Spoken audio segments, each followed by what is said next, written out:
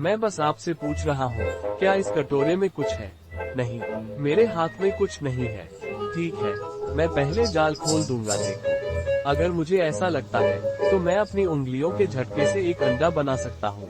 ये वास्तव में अद्भुत है। मैं इसे फिर से कर सकता हूँ। मैं इसे फिर से कर सकता हूँ। जांचें कि क्या नेटवर्क में कोई समस्या है। चलो, मैं इसे तुम्हें दे देता हूँ। कोई समस्या नहीं है। कोई बात नहीं। ठीक है, फिर मैं इस अंडे को इसमें बदल दूंगा। क्या तुम्हें विश्वास है?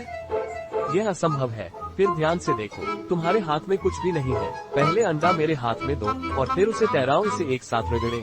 अरे रुको रुको, क्या गड़बड़ है? मैं इस कटोरे को दबा रहा हूँ। ठीक है, आप इसे दबा सकते हैं, चाहे कुछ भी हो। ठीक है, अगर आप ध्यान से देखेंगे तो 321 गायब हो जाएगा और विज्ञान पर एक नजर डालें।